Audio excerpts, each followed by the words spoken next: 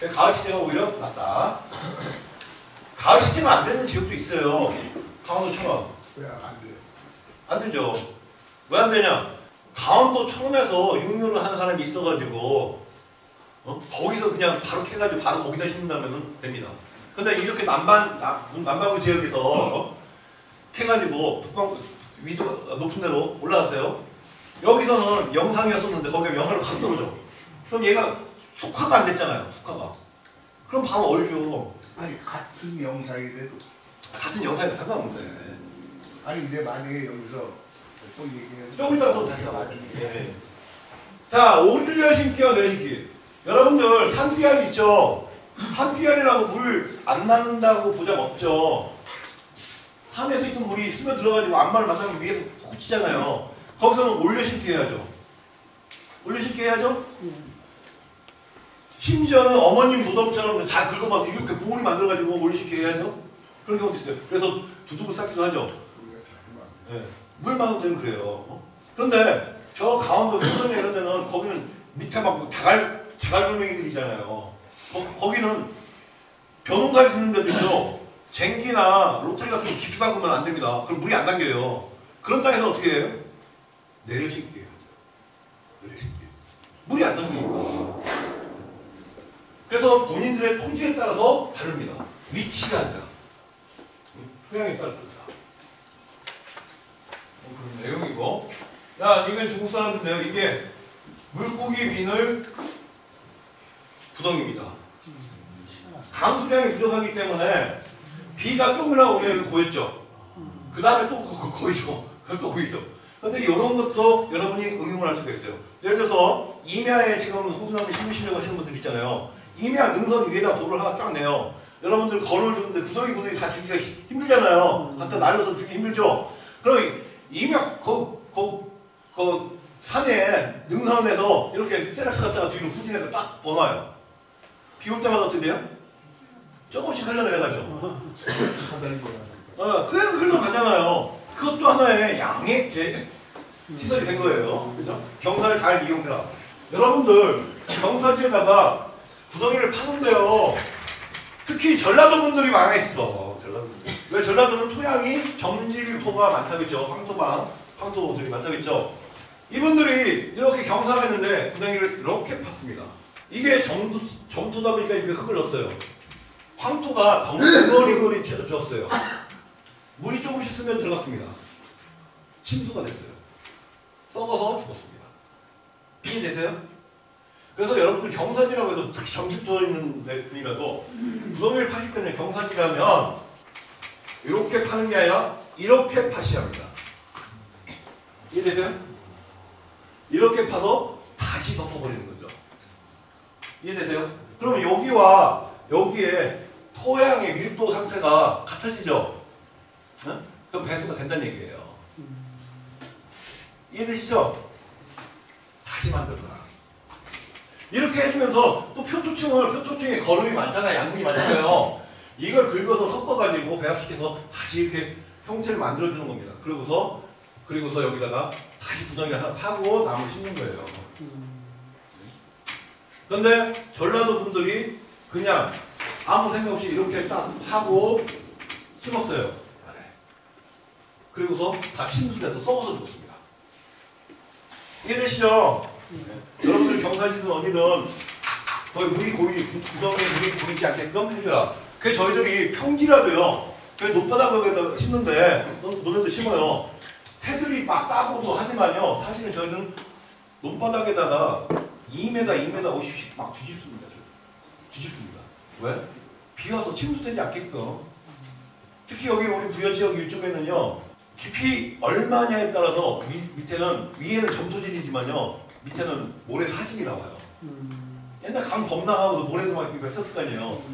모래 사질과 점토질을 섞어주는 거죠. 교반을 해가지고 토양을 물리적 성향을 만들어주는 겁니다. 열사 참 대단하죠. 자, 이제 동행의 원리. 여러분들이 제가 이 김성국이가 너무 좋아가지고 또 궁금한 것도 있어가지고 여러분들이 저한테 놀러 왔어. 놀러 오는데 심심해가지고 저기 뭐 궁금해서 미안해가지고 오면서 삼겹살 한 근 하고 소주 3병 사가지고 왔어요. 와가지고 삼겹살 먹으면서 소주 한잔 하면서 뭐 이제 대화를 해요. 근데 일단 한여름이니까 이제 이거 냉동실에 딱 넣어야지 시야씩 시킬 거 아니에요. 쫙 마시다가 보니까 1병 넘어갔어, 2병 넘어갔어, 딱 하니까 취했네. 더 이상 낮술이야 못 마시겠어. 나머지 소주 한 병은 어떻게 됐어요? 냉동실에 있었죠. 몇 도였을까요? 팽창입니다. 그렇죠. 팽창입니다. 물은 수분은요 얼면 부피가 늘어나고 팽창하죠. 식물체의 세포벽이라는 게 있어요. 세포. 이 세포에 물을 올리려면 세포에 물이 꽉 차가지고 여기서 옆으로 계속 3차원으로 전이가 되는 거거든요. 세포벽 안에 물이 꽉 찼다는 얘기예요. 근데 제가 갑자기 터졌어. 그럼 얼면 어떻게 돼요? 세포벽이 다다다다다다다 수십만 개, 수백만 개가 다 터져버리죠.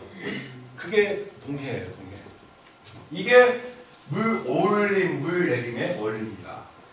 그래서 그럼 겨울에는 어떻게 나무들이 겨울을 낳느냐? 세포에서 이렇게 평소에는 이렇게 물 꽉꽉 물고 있던 애들이 세포 벽 밖으로 물을 뱉습니다. 그래서 겨울에 그 추위를 갖다가 버티기 위해서 얼음벽을 계속 치는 거예요. 세포벽 밖에서. 남산 위에 처소나무 철갑을 두르는 거죠. 알래스카에서 에스키모들이 얼음 속에서 살았잖아요. 얼음 안에는 온도가 일정하다는 얘기죠. 그 수없이 수십만 개의 얼음벽을 치고 나무가 겨울 났다가 물 올림을 하는 순간에 물을 흡수합니다. 흡수하고서 갑자기 오스템치가 왔어. 그럼 어리하죠? 그럼 세포가 빵빵빵 터지는 거예요. 그게 동해입니다. 동해. 근데 호두나무는요, 의외로 동해가 없습니다. 영하 35도까지도 버텨요, 사실은. 영하 35도까지도 버티고 생존을 합니다. 근데 가지마름 현상이라고 그랬죠. 여러분들이 동해입니다, 동해인가 이번나가요 막 물어보는데 대부분 가지마름 현상입니다. 가지마름 현상이 언제 많이 오느냐? 이른 봄에 많이 옵니다. 이른 봄에서 언제냐? 양지 바른 쪽. 가지 줄기가 있잖아요. 남쪽 면과 북쪽 면이 완벽하게 잡힙니다. 특히 남쪽에서 가지마름 현상이 많이 와요.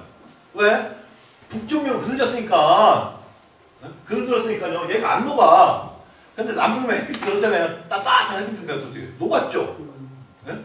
녹으면서 수분이 용탈되지요. 네? 용탈되고 또 녹아. 또 녹아.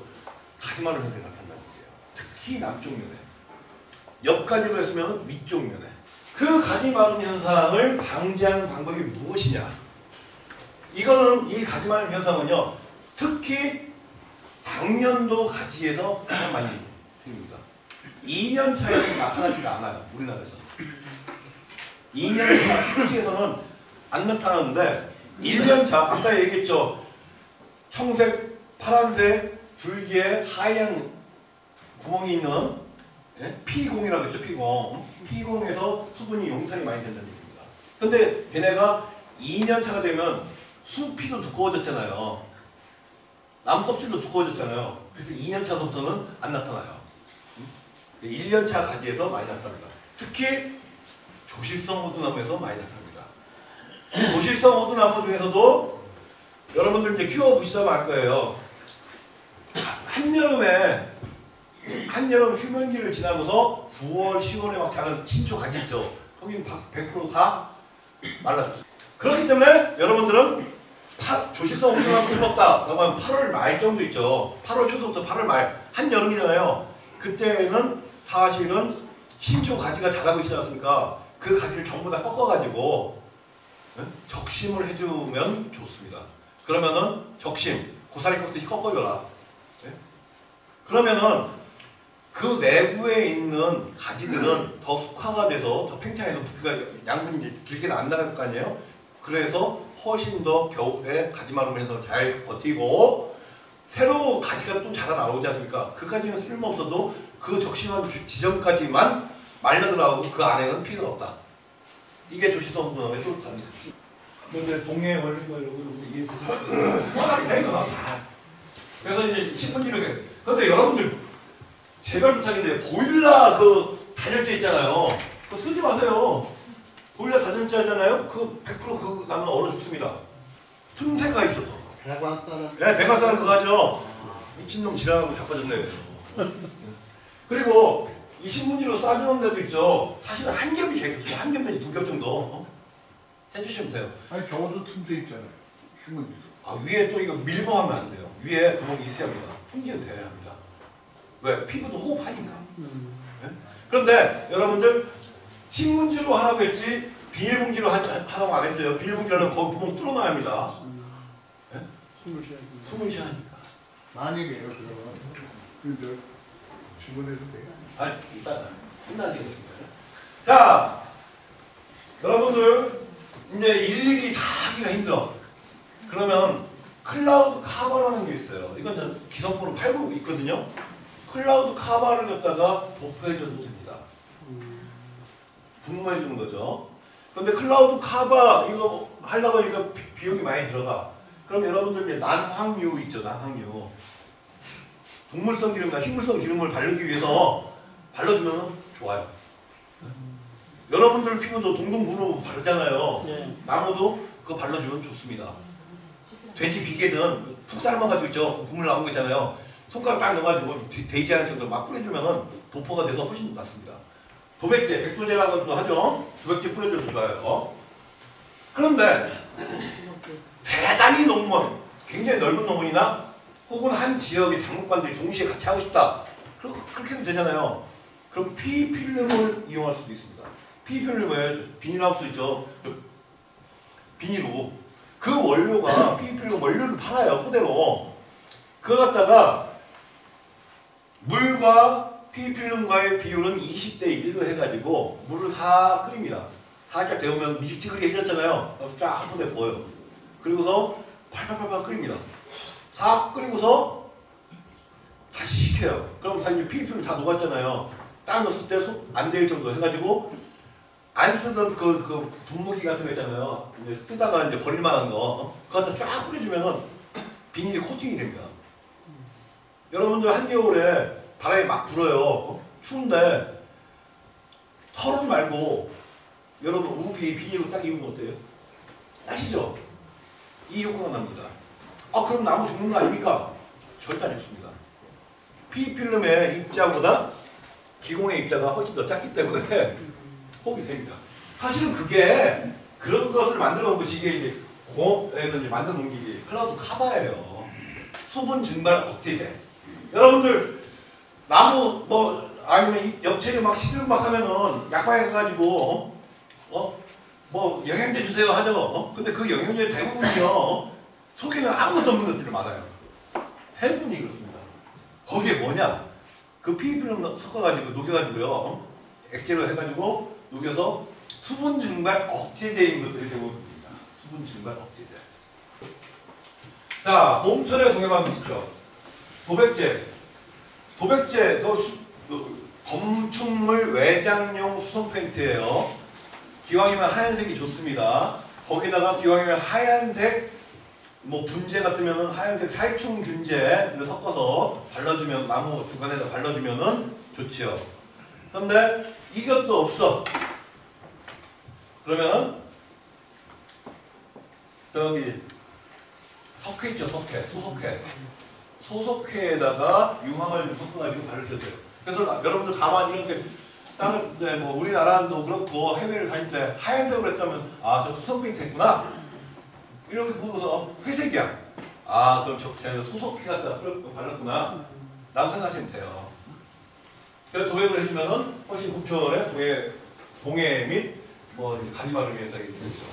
자 봄철에 동해가 와서 막 예보가 되면 꽃샘추위가 온대. 그러면은 어떤 방법이 있느냐?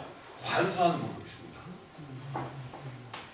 사과밭에서 내일 모레 지금 막 화방이 와서 막 저기 꽃이 피고 있는데 막 꽃샘추위가 영하 몇 도까지 내려간대요.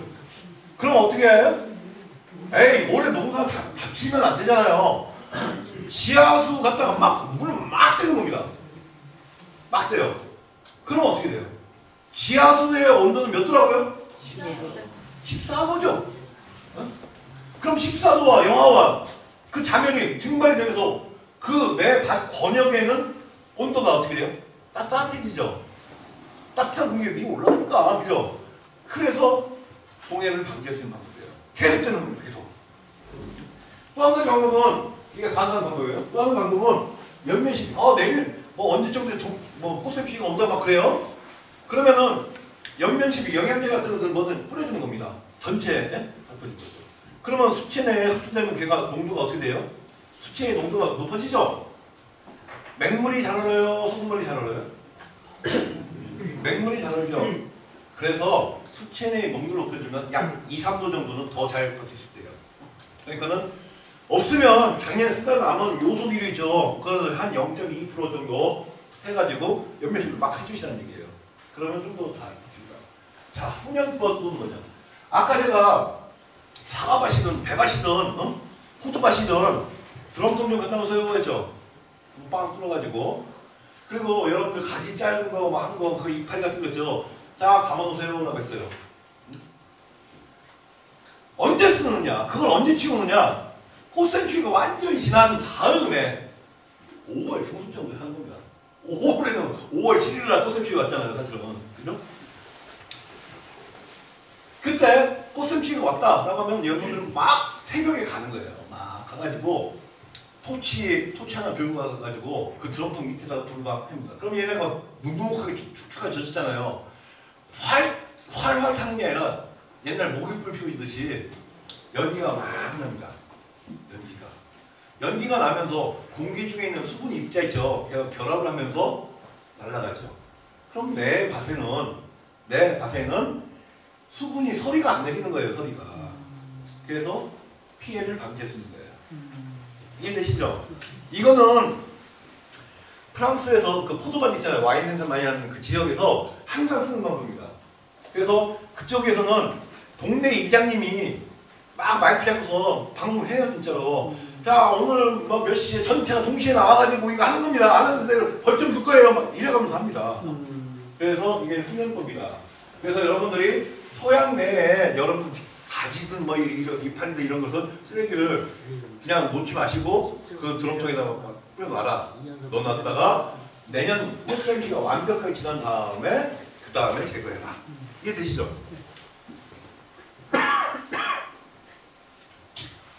투비 노아노 투비.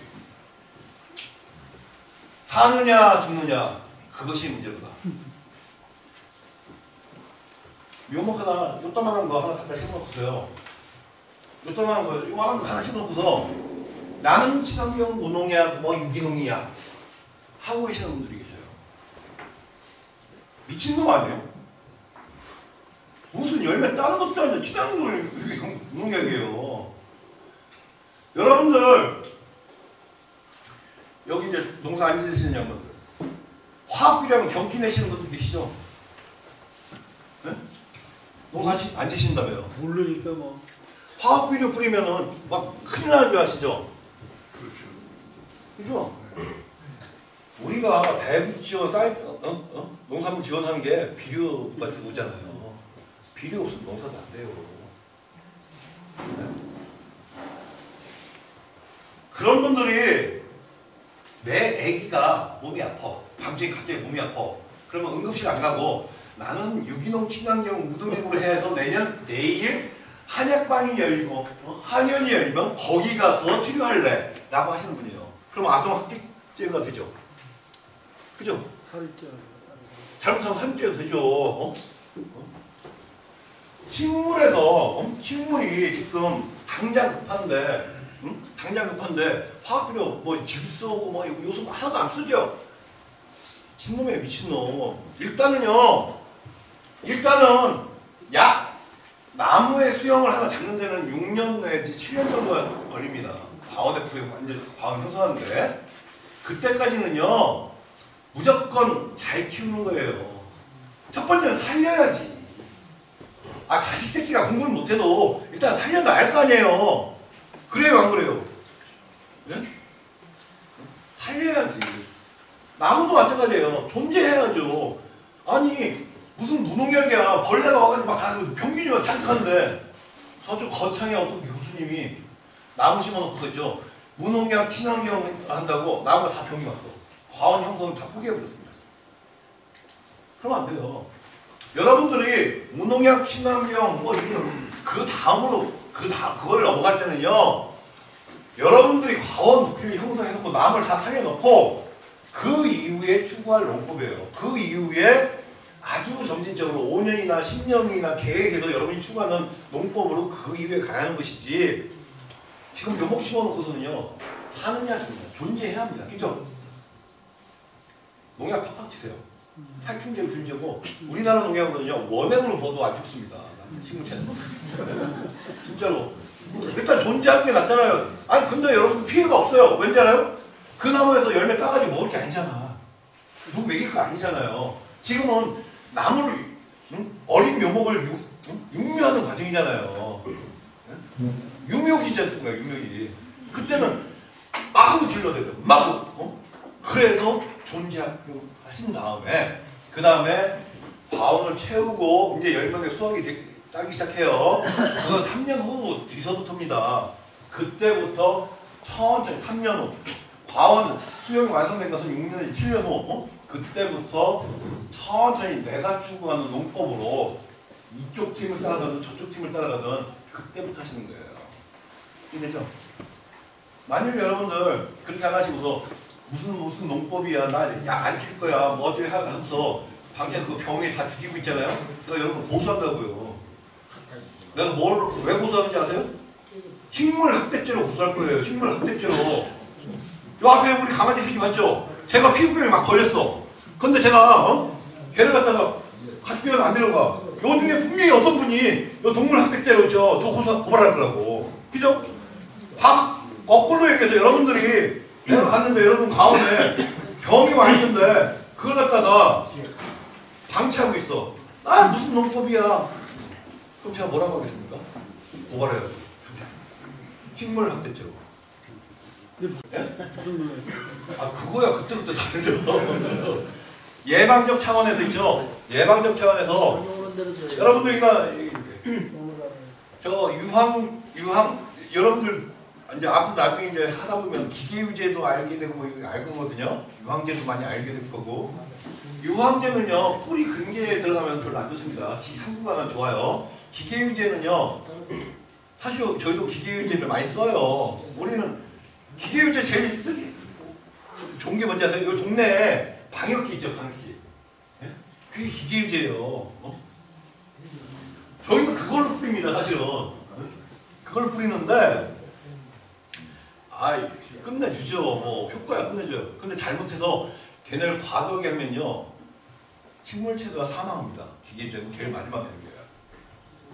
기계유제를 쓸 때는 진짜 마지막에 최악의 순간에 하는 것이지 평소에 함부로 쓰는 게 아니에요. 기계유제가 뭡니까? 경유예요, 경유. 네? 광물성 기름, 석유, 경유 막 이런 거. 네, 여러분들 보여주십시오. 진짜 꼭 부탁합니다. 묘목일 때는요 농약 성분 검사 뭐 이런 거 필요 없어요. 일단 살려서 생존 시켜놓고 새끼가 공부를 잘하든 똑똑하든 못하든 아주 돈을 잘 벌든 못 벌든 살아있어야 할 거 아니에요. 그게 우선입니다. 저 역적 써도 되는데 쓰지 말라고 그래요. 제 실력뿐이면 죽는다니까.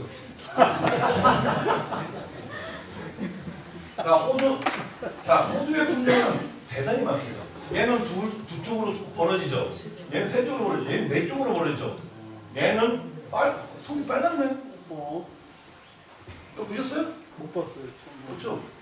그러니까요, 여러분들이 호주가 이런 뭐 조시든 뭐 그런 게 있어? 여러분 생각도 못하는 여러 가지 있는 거. 진짜 수많은 게 있어요. 제가 아까 말씀드렸죠. 땅콩 호수 있다고. 커피를 이렇게 문지르면 돼.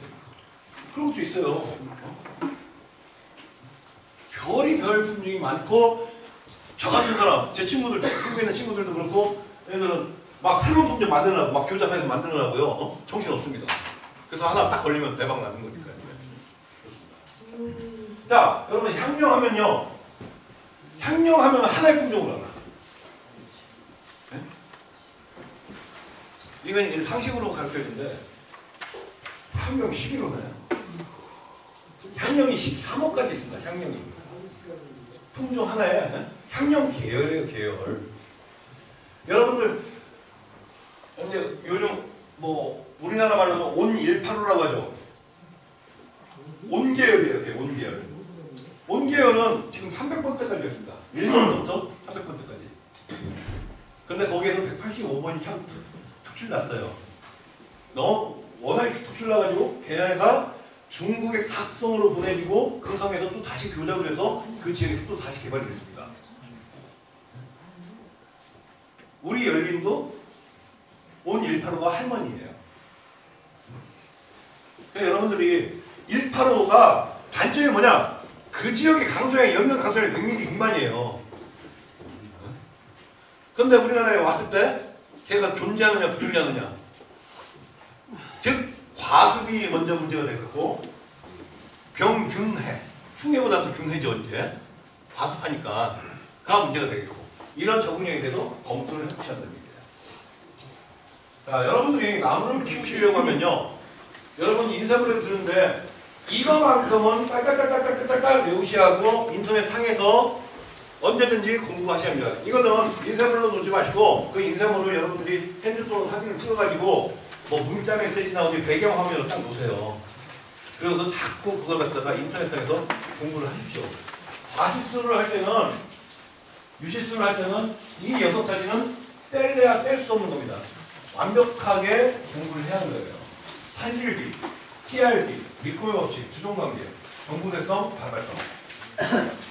자, 탄질비는요, 호랭이가 먹은 걸 갖다가 이파리에서 얘를 갖다가 소화시키는 능력이에요.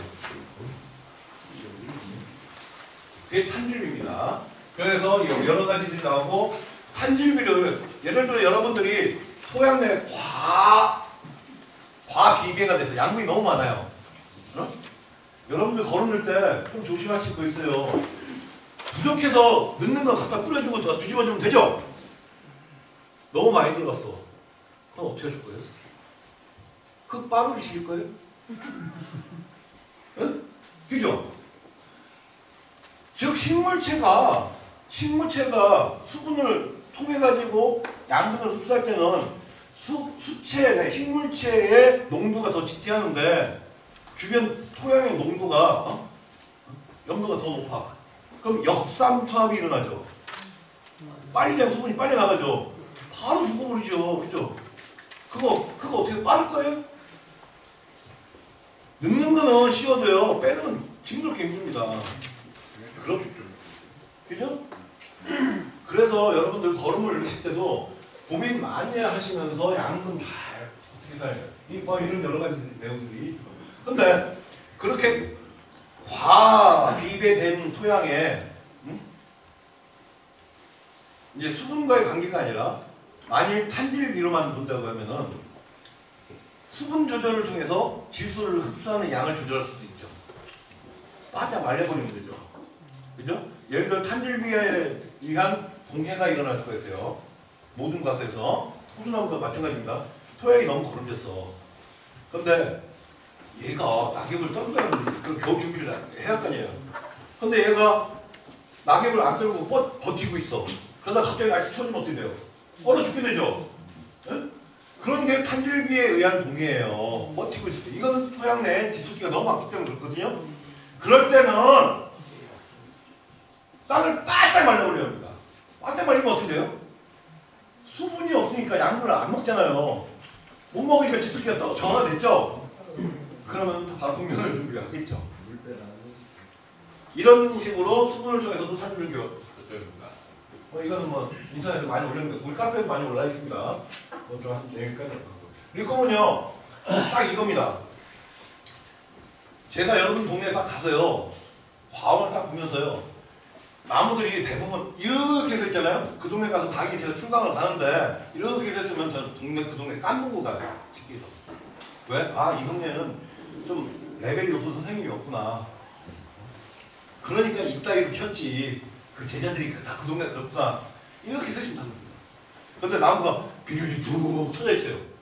그럼 전 조심합니다. 말투 한마디도 조심해요. 왜? 그 동네는 레벨이 어느 높은 상위 레벨의 선생님이 계시고 그 제자들이 그렇게 관리를 하고 있는 거예요. 즉 모든 유실수가 딱 위를 보고 있으면 얘네는 생식생장에 치우치는 게 아니라 영양생장에 치우칩니다. 그래서 과도 작고요. 맛도 없어요. 여러분들 사과밭을 이렇게 딱 가서 안 따먹어봐도요. 딱 이렇게 과원을 밖에서 먹고서도 아, 저 집 사과는 맛있어. 저 집 사과는 맛없어. 딱 알 수 있습니다. 나무가 다 이렇게 있었잖아요. 다 볼 것도 없어요. 과도 작고 맛대가리도 없어요. 근데 나무가 비슈 쳐져가지고 막 이러고 있잖아요. 그 지금은 먹어볼 것도 없이 그냥 막 사십시오. 과도 크고요. 맛도 좋아요. 왜 그런지 아세요? 나무가 노쇠해서 막 늙어가서 막 죽으려고 하니까 어떻게 돼요? 어떻게 돼요? 아, 나 종족 번식해야지 해서 열매를 더 크고 맛있고 달게 해요. 그래야 새들이 와서 나를 파먹고서 저희가 똥 싸가지고 내 종족을 번식할 거 아닙니까? 이해돼요? 이것이 바로 우리 코바이오틱스 나온 거예요. 이게 영양생장과 생식생장의 차이입니다. 그래서 여러분들이 나무를 갖다가 막 처지게 만드는 것이 중요하다. 이거 뭐지? 자, 여기서 이제 분지가 이거죠. 자, 여기 XX 해놨죠? 여기서 이것도 X입니다. 여기 지금 화면인데 요 밑에 요 사이에 들어있는 나무 있잖아요. 요 가지만 활용하는 거예요. 얘는 나무 위에 나무가 되죠. 도장지가 되죠. 어? 그리고 얘는 여기서 한 가지만 더 아주 중요한 호두나무의 또 다른 특성이 나왔습니다. 다른 나무하고 전혀 달라요. 여기 이제 나무 많이 키우시는 분들 오셨으니까 여쭤볼게요. 나무가 있어. 가지가 있습니다. 가지 원래 나가 1번 가지예요. 이렇게 나왔어요. 2번 가지입니다. 어떤 가지가 살아남을까요? 2번. 네? 2번. 일상적으로 생각하면요. 대부분의 모든 가지는 일반 나무들은요. 1번이 우세합니다. 그런데요. 여러분이 이런 얘기 들어보셨어요? 호두나무는 지가 수영 잡는다. 혹시 이런 얘기 들어보셨어요? 네. 호두나무만의 특성입니다. 호두나무는 배하지가 들어갑니다. 배하지가. 이 얘기는 뭐냐면요. 여러분들이 5년, 6년 걸려서 여기 별과지를 막 이렇게 뭐 열매 많이 맞는 데를 만들어 놨어요. 그런데 여기 우습게 잠복하고 하나 띡 튀어나왔습니다. 요 떠나가게 딱 튀어나왔어요. 이걸 잘못 뒀다가는 얘가 나그락 소실되고 얘가 삑 하고 도장지가 나온다.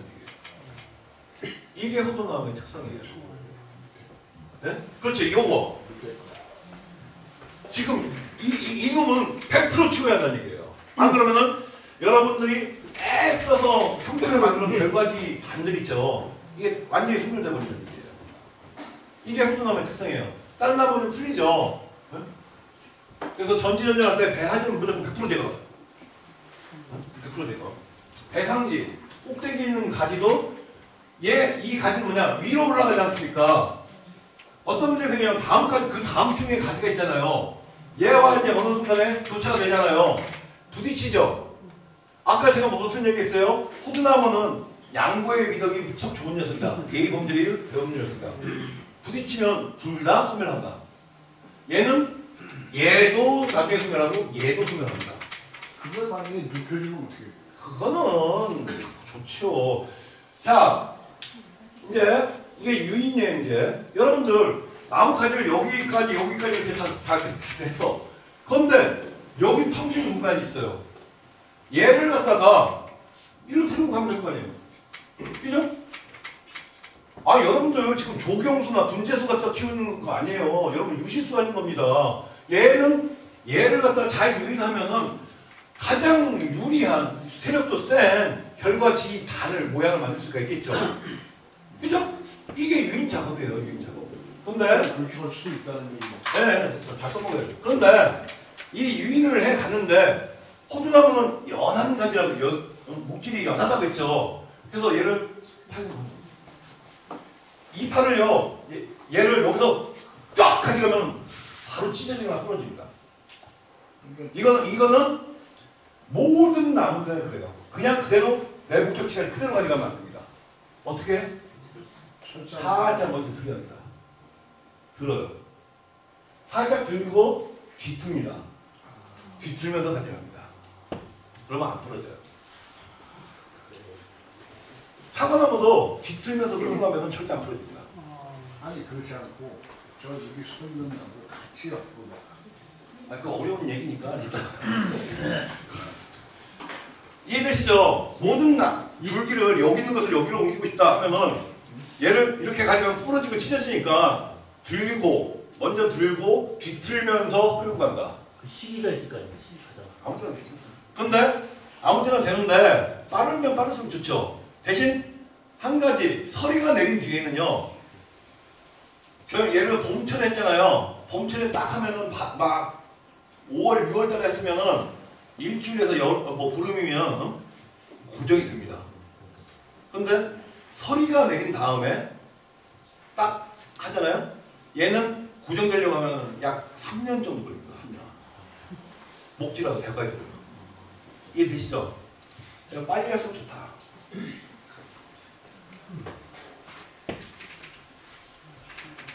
참고로 한 가지 더 말씀드릴게요. 여기 그림 그렸으니까 여기 왔으니까 어떠한 유실수든 이건 호주나무도 마찬가지입니다. 한 지점에서 짝수로 교차되는 지점 아주 너무 짧아요. 짝수로 교차되는 지점이 있으면 전체를 다 제거합니다. 전체를.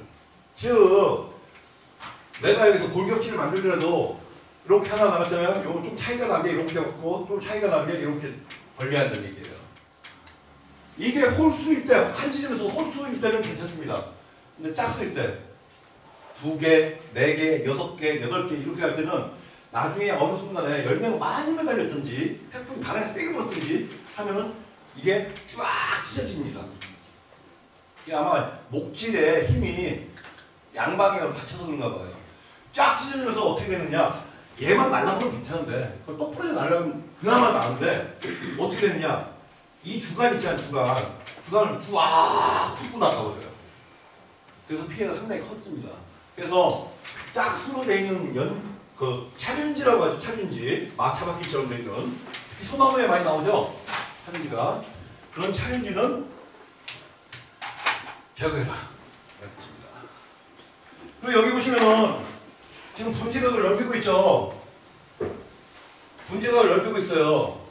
이 분지각이 뭐냐면 중간에 직지가 나오잖아요. 그 벌어진 각도를 말하는 겁니다. 분지각을 넓혀주는데 이때는 여러분들 이쑤시개 있잖아요. 이게 제일 편해요.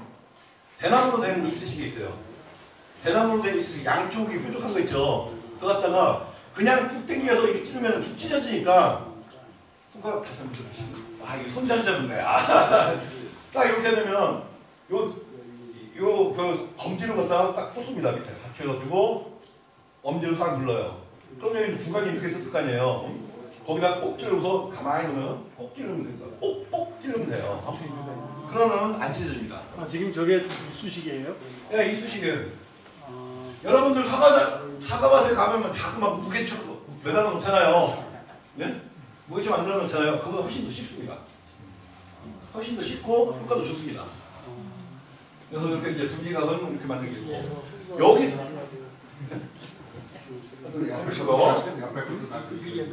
자 이렇게 이클릭 끼고 하는 거는 이클릭 끼잖아요. 나중에는 어떻게 되냐면 이클릭 제거도 해줘야 하거든요. 노동력이 더 들어가라는 얘기예요. 근데 이쑤시개 꽂아놓지 않습니까? 이쑤시개 꽂아놓으면 그거 제거 안 해도 됩니다. 제거 안 해도 아무 상관없어요.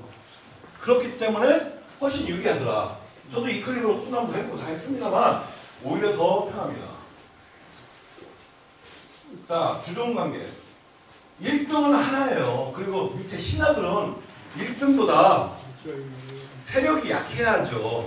5대5로 가는 순간 여러분은 꼭 빠져요. 꼭 빠져. 일량이 늘어납니다. 어떤 문제가 생기느냐. 아까 Y자수용 드렸죠. 근데 이게 자 봅시다. 얘가 이렇게 얘가 골격지야. 얘가 주간이고 5대5가 됐지 않습니까? 그럼 양분이 들어가는 양도 똑같죠?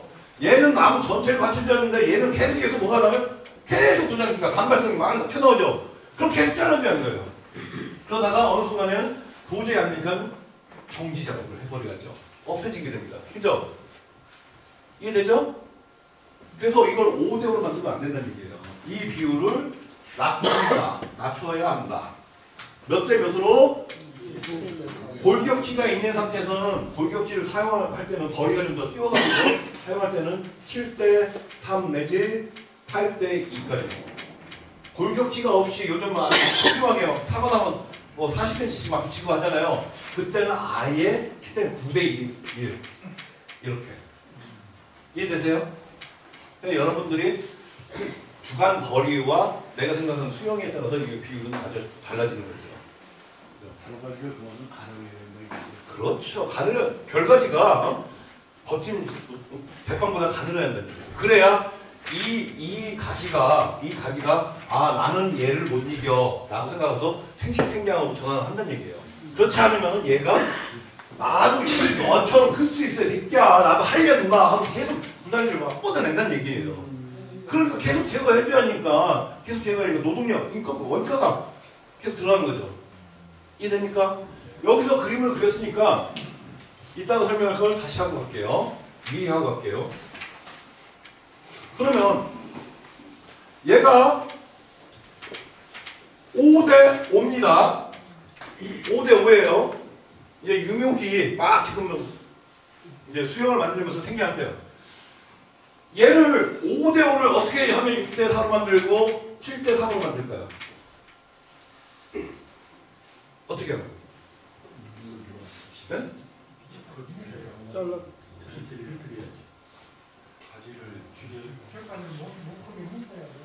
이 가지에 이 줄기 이게 워낙에 위치와 방향성이 좋아. 빼내고 싶지가 않아요. 모든 이파를 싹 가져갑니다. 하나를 잘라버려. 네?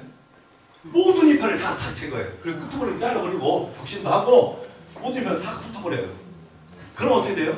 네. 줄기는 그냥 놓고. 그럼 어떻게 돼요? 얘가 영양작용을 못하잖아요. 그 순간 얘는 붓기 팽창을 못합니다. 그 시간 동안 못하죠. 그래서 다시 잠복하에서 눈이 나오죠. 그때까지 얘는 붓기 팽창 못하고 얘는 붉어지죠.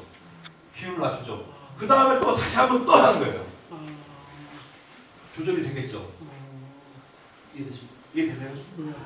이게 하나예요. 그래서 여러분들이 이따가 나올 얘기지만 이 얘기는 뭐냐면은 여러분 똑같은 햇빛을 보는데요. 이파리의 색깔에 따라서 생성해내는 물질이 다르다는 얘기를 지금 해주고 싶은 거예요. 하나의 나무가 있는데 하나의 나무에는 이파리가 무슨 색? 무슨 색이야? 똥같이 보이네.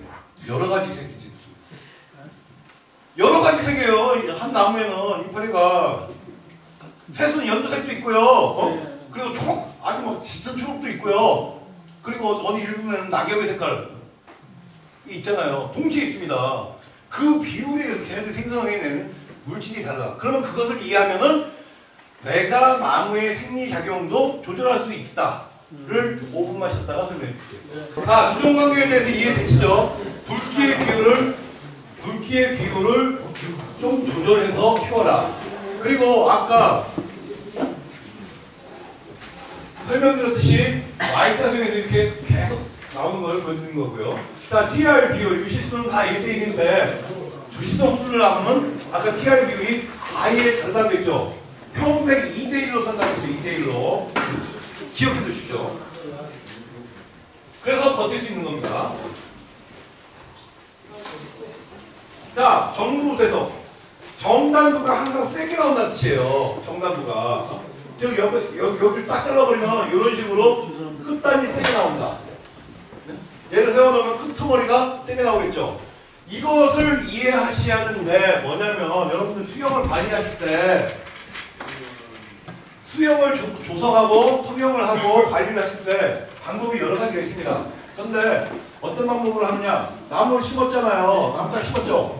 어느 높이에서 정단을 해요. 딱 잘라버리고 다시 봤죠. 하나, 둘, 하고 띡띡띡 나오잖아요. 이렇게 하고서 이때 여기서 1층을 딱 형성하는 방법이 있습니다. 네? 그리고서 다음에 또 정단을 다시 하고 다시 방향을 잡아서 하는 방법도 있고 또 다시 올려서 또 거기서 이제 정단하는 방법이 있어요. 이 방법이 일반 유실수에서는 많이 쓰는 방법이에요. 한데 조시성 혼돈나무는요 아까 얘기했듯이 측지발열이 매우 뛰어나다고 했죠. 그래서 저는 여러분한테 이 방법보다는 이 방법을 하면 단점이 뭐냐? 단점이 뭐냐? 얘가 5대5가 되는 확률이 높죠. 그래서 나중에 결과에 도장지 일거리가 늘어요. 그래서 저는 여러분한테 해드릴 방법이 뭐냐면 일단 나무를 심었으면 그 다음에 이렇게 자라 나오거든.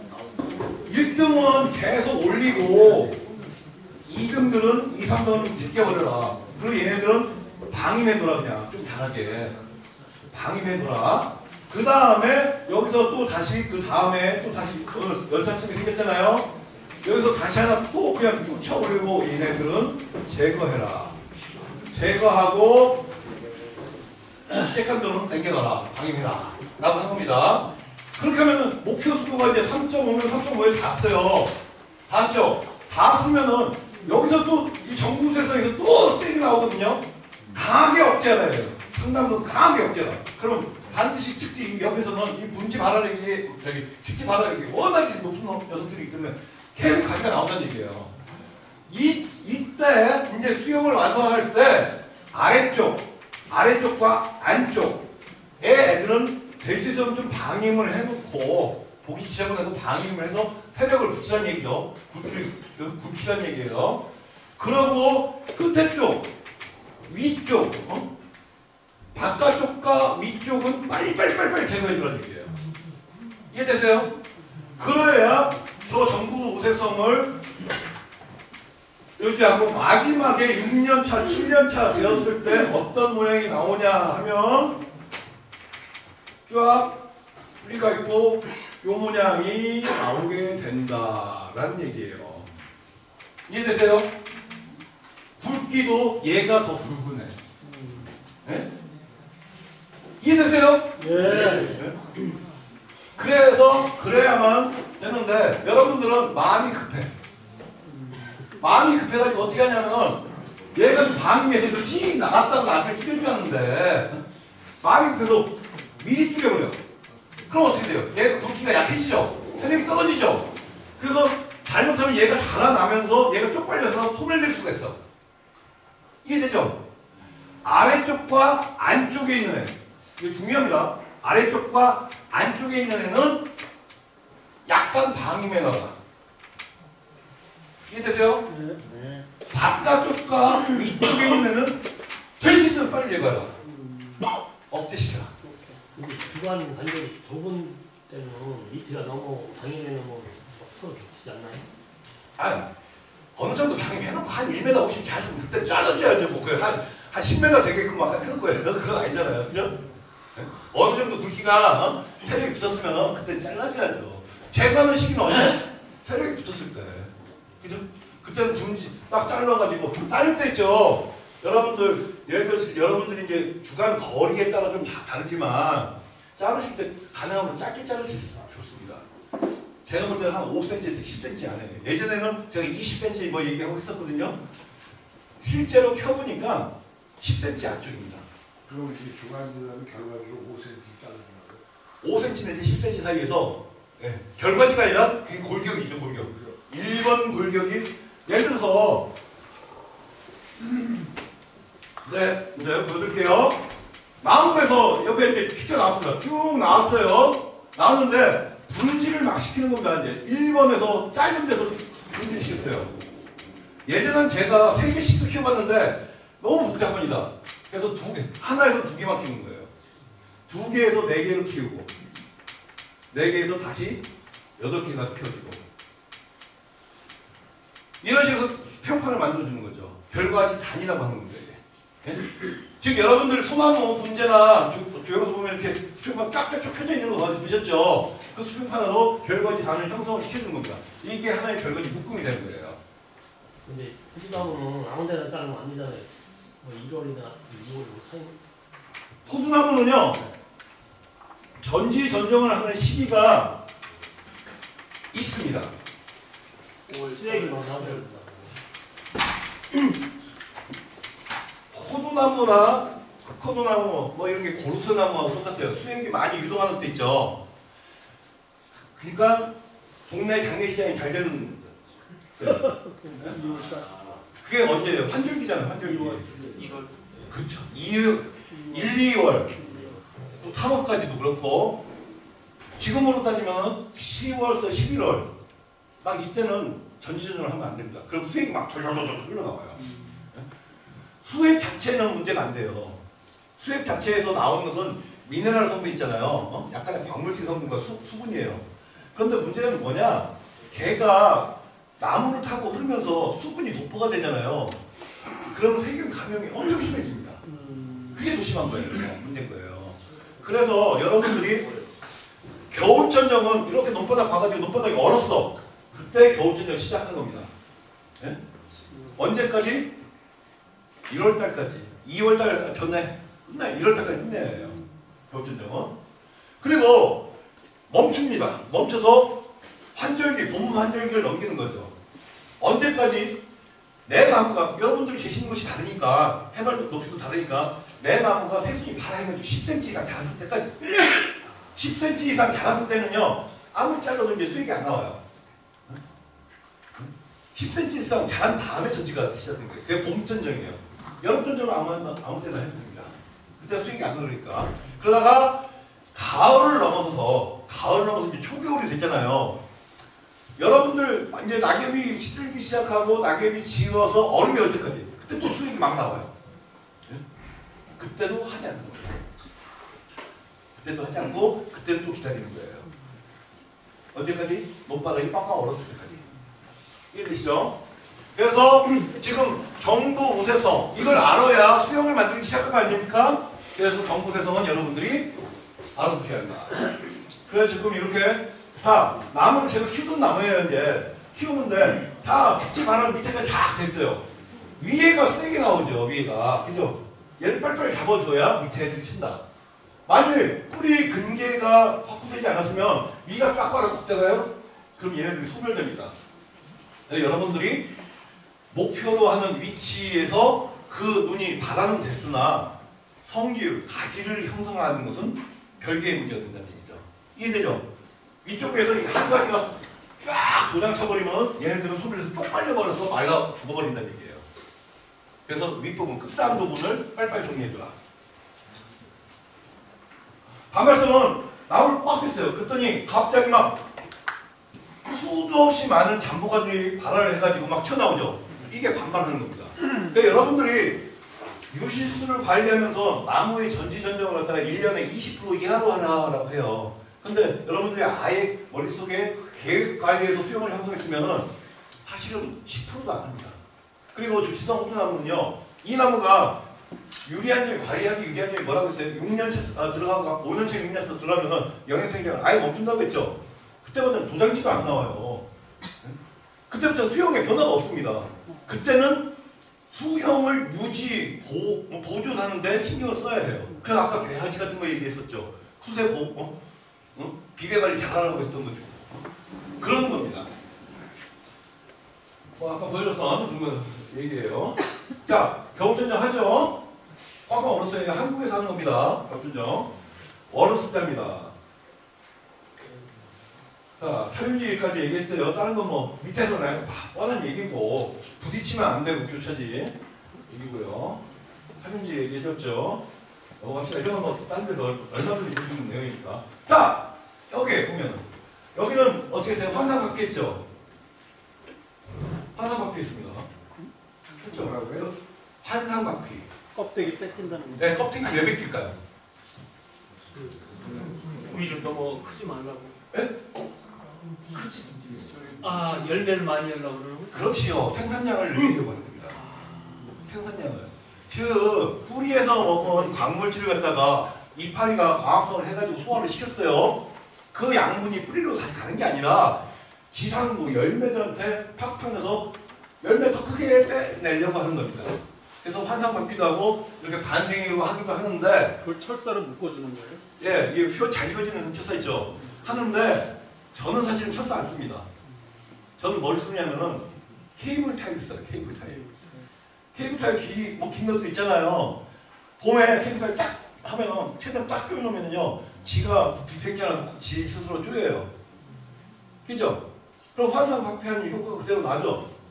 그거 언제 제거할까요? 왜 제가 이 철사를 안 쓰냐면요 제거할 때 힘들어서 철사가 그 꼬부라진 거 있잖아요. 갖고 다니고 하기도 힘들어요. 그런데 케이블 타이는 칼로 뻑 치고 딱 집히면 뾰족해지거든요. 그래서 오히려 편하더라고요. 저는 그 케이블 타이를 쓰는데 자 이거 언제 제거? 언제 제거? 그러네. 이거는 가을에? 수확과 동시에 이해되시죠? 호두의 수확은 언제 합니까? 8월 말. 8월 말 9월 초 늦어야 9월 중순이 끝납니다. 밤나무하고 남겹치거든요. 굉장히 빨리 끝나죠. 예? 여기서 힌트 하나 수수께끼 한번 낼게요. 자 저쪽 전라남도가 있어요. 그리고 저희 강원도 철원이 있습니다. 어디가 수확이 빠르게요? 철원이요. 어디가 빠르게요? 에이 그럼 내가 안 물어보지. 예? 저 남도 쪽이 빠릅니다. 여러분들의 과원 중에 경사가 있어요. 해발 고도가 낮은 데하고 높은 데하고 어디가 빠르게요? 네? 낮은 데가 빠릅니다. 여러분 한 필지에 양지 받는 데가 있어. 그늘지는 데가 있어. 어디가 빠르게요? 왜 그럴까요? 자, 이 호두는 지금 8월 말 9월 초 이때 이파리 파릇할 때 이때 수확하는 거죠. 호두는요 여러분들 생각하듯이 그냥 잠깐 생각하면은 기온이 떨어질 때 수확하는 거겠다라고 생각되잖아요. 그게 아니에요. 1월 1일서부터 적산 온도에 의해서 수확이 됩니다. 적산 온도. 적산 온도가 뭔지 아시죠? 1월 1일서부터 밤에는 영하로 내려갔어. 낮에는 영상으로 올랐어. 이걸 플러스 마이너스 더하기를 한 거예요. 그러니까 여러분의 상식과는 다르게 따뜻한 쪽이 먼저, 낮은 쪽이 먼저, 양지바람 쪽이 먼저 수확한다. 이해되시죠? 그래서 그 수확을 하면서 동시에 이런 것을 제거해 줘야 한다. 그리고 전지전정에 주의할 것, 특히 어린 묘목을 심고서 있죠. 유묘를 심어놓고서 이제 생장을 시킬 때 그때 조심해야 할 게 뭐냐면은 묘목 심어놨어요. 나는 근데 어떤 놈은 막 잘 자라. 어떤 놈은 못 자라. 그때 여러분들은 대부분 잘 자라는 놈은 강하게 자르고 안 자라는 놈은 그냥 놓고 가죠. 그죠? 네. 그게 초보자예요. 그렇게 해야 초보자. 맞아. 여러분들은 앞으로 딱 묘목 딱 심어서요. 이건 모든 유실수에도 마찬가지입니다. 딱 가서 보다가 이거 비리비리해. 이런 싸가지 없는 거 확 자르는 것이죠. 더 짧게. 확 자르는 것이고 되게 세게 자라. 되게 잘 자라고 있잖아요. 너 내년 보면 보자. 죽었어 이 새끼. 내년 거 넘어가요. 작은 놈은 또 확 자르고. 왜냐면 TR 비율을 조절해 주는 겁니다. 지상부를 줄여서 지하부하고 비율을 맞춰주는 거예요. 지하부의 비율이 맞으면 얘네들 있죠. 어떤 나무는 지하부가 넉넉하면은 다음에 그만큼 더 또 자랍니다. 더 빨리 자라요. 그렇기 때문에 약한 놈은 세게 전정하고 강한 놈은 약하게 전정하는 겁니다. 이해되셨죠? 그 시기는 그 시기 지금 아니 묘목 심고 유묘기 생장시킬 때 뭐 지금요 그냥 매월까지. 예? 매월까지잖아. 거의 대부분 봄이죠. 뭐 봄 5월 가을에 심었을 때. 가을에 봄에 심었어도 마찬가지예요. 봄에 심었어도 5월 6월 정도에 근데 타이랜드는 언제 저렇게 나무에 묶어주는 거예요? 몇 년 차이? 아까 조금 있잖아. 자 일단 여기 있죠. 질문이 있다 하니까 안 그러면 지금 여러분들 6시까지도 못 갑니다. 자, 하니까 그래서 이렇게 갑니다. 잘라서 갔어요. 그리고서 세력이 센 놈 있잖아요. 걔는 언제 가서 손 봐줘? 쌍무 새끼 싸가지 없잖아요. 손을 봐줘야지. 아니에요. 5월 20일에서 6월 20일 사이에 예? 삽자루 하나 딱 들고서 갑니다. 삽자루. 가위가 아니에요. 삽자루예요. 가져가서 이 싸가지 없는 새끼 쫙 뿌리를 잘라주는 겁니다. 아 그래요? 네, 당근 작업을 해주는 거예요. 네, 당근 작업. 여러분은 전지전능 지상부만 생각하는데 지하부에 특히 조실성 호두나무는 지하부에 수채의 3분의 2가 있다고 했잖아요. 지하부 관리도 해주셔야 한다는 얘기죠. 여러분들 주변에 매실나무도 뭐고 막 다 있는데 크기만 진짜 잘 자라. 엄청 잘 자라. 그런데 열매가 안 맺어. 그놈들은요 지상부를 아무리 잘라도 소용없어요. 다음에 봄에 가서 뿌레기를 끊어줘요. 뿌레기를. 당근 작업을 해줘야 걔네들이 빨리 노쇠하면서 세력을 그때부터 말을 잘 들어서 열매를 막 주기 시작해요. 이해되시죠? 그러니까 너무 생장 속도가 빨라도 문제라는 거네. 영양생장이 치우치지 않습니까? 영양생장이 치우치다 보면은 그놈의 새끼가 막 커버렸어. 얘는 작고. 그럼 어떻게 돼요? 가지런하게 과원은 모두가 평범한 똑같은 상황으로 생성이 돼야 하는데 얘가 쫙 컸어요. 쫙 커버리면 어떤 문제가 생기느냐? 여러분들 지상부만 생각하지 마요. 뿌랭이는 이만큼 더 쳐. 얘까지 막 뿌랭이 뻗었어. 얘가 먹을 건 이놈이 뺏어 먹고 있습니다. 그럼 그 자르는 범위는 그 옆나무 앞에서 자르는 바짝 잘라도 돼요. 바짝 자르는데요? 한 20cm 띄워서 잘라도 돼요.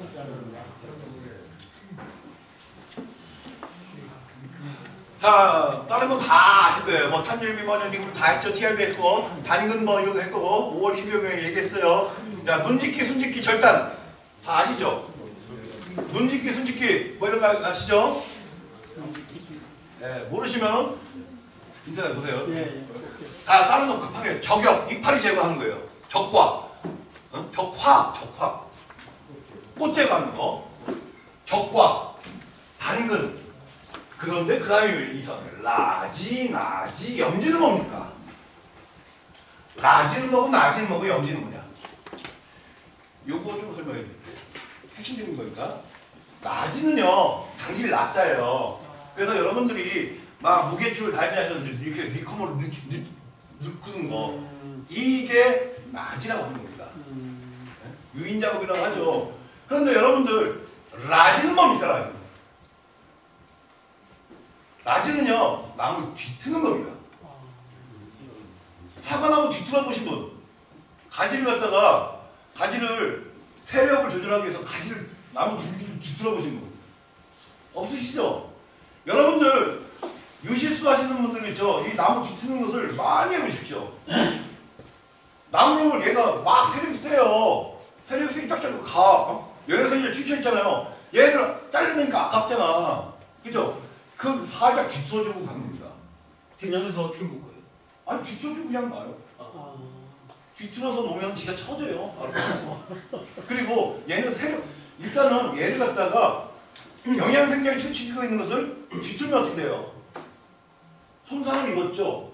세력이 저하되면서 색이 생겨요. 전환이 됩니다. 그리고 중간에 밑에 벼가 있는 그다 올려주세요. 아니에요. 좀 짧게 하면 안 됩니다. 길게 하셔야 돼요. 나무를 갖다가 이렇게 작게 잡고서 딱 뒤트잖아요? 이건 뒤트지가 또 부러지죠. 그죠? 이렇게 널찍하게 잡아가지고 이것도 이렇게 하면 딱 하는 게 아니라 살짝 펴서 이렇게 뒤틀어 버립니다. 그러면 나무 결이 넓게 잡고서 이렇게 폈죠? 그래서 뒤틀어줘요. 이런 식으로 뒤틀어주면 어떻게 되느냐면 나무의 결이 이렇게 나가던 녀석이 뒤틀리죠? 떨어져서 이제 거기서 고착이 됐겠죠? 얘는 태풍이 불든지 열매가 아무리 매달렸든지 얘는 절대로 부러지지 않습니다. 부러지지 않고 나무결이 틀어졌기 때문에 걔는 태풍이 아무리 세게 와도 흔들릴 뿐 찢어지거나 부러지잖아요. 전부 다 그렇게 하는 거예요. 전부 다 그렇게 해도 돼요. 그리고 지금 영양생장이 치우치고 있는 생식생장으로 전환을 시키는 겁니다. 이해되시죠? 이게 라지예요, 라지. 염지는 뭐냐? 염지는 뭐냐면 여러분들 여기 수박농사 지시는 분 계실 건데 판천 아저씨 수박농사 지셨죠? 안 줘요? 옆집 아저씨 아드님 거기 옆집 일하러 갔었죠? 안 먹은 것 같은데. 아 그래요? 그 수박을 하는데 끝에 갔어 이제 다 돌리고 열매 맺고 다 갔어 끝에 갔어. 근데 어느 분은 거기 끝을 따버리는 분이 있고 어떤 분은 으깨버리는 분이 있고 어떤 지역은 그냥 냅두는 분이 있어요. 그런데 거기서 어떤 게 더 효과가 좋을까? 으깨는 게 좋습니다. 잘라내는 것보다 으깨는 게 좋습니다. 그게 으깨는 게 염지법이에요. 으깨는 게 뭐예요? 아 나무 줄기가 이렇게 있어요. 근데 전지가 딱 자르는 게 아니라 어? 롱로즈 립도 있죠. 벤치 같은 걸로 꽉 부셔버리는 거야. 네, 끝을 으깨버리는 거예요. 그런데 특히 새순 같은 게 있잖아요. 새순은 손으로 꾹 눌러도 으깨져 버려요. 소나무 새순은. 이것도 이렇게 으깨면 된다. 그렇죠. 그게 염지법입니다. 질문이 많으면 늦어져요. 이제 7시에 간다. 자, 이렇게 뒤틀어 주는 거예요. 뒤틀어 주면은 얘가 영양생장이 생시생장한다. 그리고 나무가 사과나무도 똑같아요. 사과나무 이렇게 있죠. 네. 처음엔 다 이렇게 나오잖아요. 여기 뒤틀어 주면 이렇게 됩니다. 뒤틀어졌어. 그럼 여러분들이 무게추 갖다 이렇게 하는 것보다 있죠. 그냥 싹 뒤틀어서 딱 놓으면은 씨가 이 상태에서 그냥 고정화 되잖아요. 그죠? 훨씬 더 빠릅니다. 효과도 좋습니다. 영양생장도 안 하고 생시생장 바로 전환되고 방향과 위치도 잡혔고 모든 유실수가 잡힙니다. 호전하면 되고요. 자, 여러분들 아상처리가 있는데요. 아상처리. 아상처리는 뭐예요? 어느 부위에 상처를 내가지고 잠복안을 갖다 빨리 찔러가지고 위치에 내가 가지를 뽑아내는 거잖아요. 그런데 아상처리를 눈을 빼내기 위해서 그 윗부분은 한 1.5cm 위를 싹 칼로 박지 않습니까? 전지가에 싹 베든지 하는데 아상처리를 위에다 하면은 그 눈이 뿌리 근개에서 나온 양분이 촉진돼서 글로 갈 데가 위로 갈 데가 없으니까 거기서 튀어나오는 역할입니다. 그런데 위에다 하지 않고 아래다 하면 어떻게 될까요?